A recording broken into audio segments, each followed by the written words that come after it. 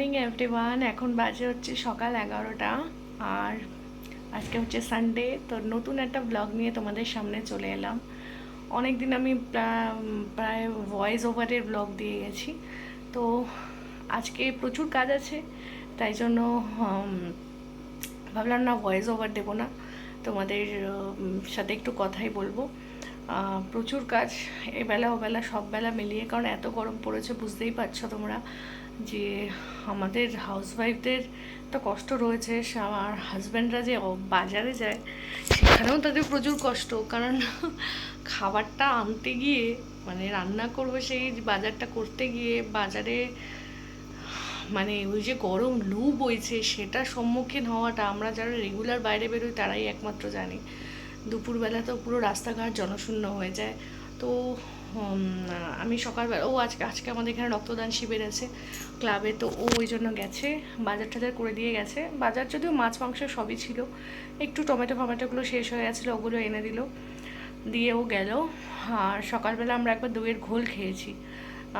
তো এখন আমি একটুখানি নিলাম এই যে চা আর ব্রেড আর পিনাট বাটার দিয়ে ব্রেড আর চা। তো বিছানাটা জাস্ট তুলেছি, দেখতেই পাচ্ছ। আর এইটা না মা কিনে দিয়েছে, জাস্ট একটু আগেই কিনে দিল। তো এটা মা কিনে দিয়েছে, তাই হলাম বিছানায় পাতি। তো ক্লিন বিছানা কম নোংরা হবে আর কি। আর এটা বেশ মুছে টুছে শুলে একটু ঠান্ডাও হয়। তো যাই হোক, এখন প্রচুর জামা কাপড় ভিজিয়েছি, কালকে জামা কাপড় কাচিনি, ঘুম থেকে উঠতে লেট হয়ে গেছে, অফিস যেতে লেট হয়ে গেছে, মানে অফিস ঠিকঠাক পৌঁছেছি, অফিস ঠিকঠাক পৌঁছানোর জন্যই মানে ঘুম থেকে উঠে স্নান টান করে বেরিয়ে গেছি। তো আমার যেহেতু এখন পিরিয়ড শেষ হয়েছে, আজকে চাদর ফাদর সমস্ত কিছু চেঞ্জ ফেঞ্জ করলাম, প্রচুর জামা কাপড় ভিজিয়েছি, নিজে মাথা শ্যাম্পু করার আছে, পুজো করার আছে। তো রান্নাটা এবেলা সেরকম কিছু করবো না, আমি ওকে বললাম প্রচণ্ড গরম পড়েছে, চিকেন উইকেন এবেলা খাবো না, ভেবেছিলাম পাতলা ভাত খাবো, মানে গরম ভাতটা করে ওর মধ্যে জল ঢেলে দেবো। তো সেটাই মা ওপরে করছে। আর একটু আলু মাখা, মা আলুটা সেদ্ধ করে আমাদেরকে দিয়ে দেবে, আমি একটু পেঁয়াজকে লঙ্কা দিয়ে মাখবো। আর ভেন্ডি রয়েছে, তো আমি ওই জন্য ভাবছি একটু ভেন্ডি ভেজে নিই, নাহলে ভেন্ডিগুলো নষ্ট হয়ে যাবে। আর ভেবেছিলাম জল ঢালা ভাত খাবো, কিন্তু জল ঢালা ভাতের সাথে না আমার একটু বড়া ফড়া না হলে হয় না। তো ডাল ফাল তো ভেজে নিই, সাডেন প্ল্যান। তো সেই জন্য আমি বললাম একটু ডাল করে নেবো আর একটু ভেন্ডি ভেজে নেবো। ভাত আর তো মা ওপর থেকে করেই দিচ্ছে, দুদিকে দু সাইডে দুটো বসিয়ে দেবো, বাট এক্ষুনি করবো না, কারণ আমি এখন ব্রেকফাস্টটা করবো, করে ঠোরে ঘরের কাজগুলো সমস্ত শেষ টেস করে পুজো টুজো দিয়ে তারপর সমস্ত কাজ করব, মানে রান্নার দিকে যাব। তো চলো এখন রাখি, কাজ বাজগুলো শেষ করি, আর তারপর তোমাদের সামনে আবার আসবো। ওকে, টাটা।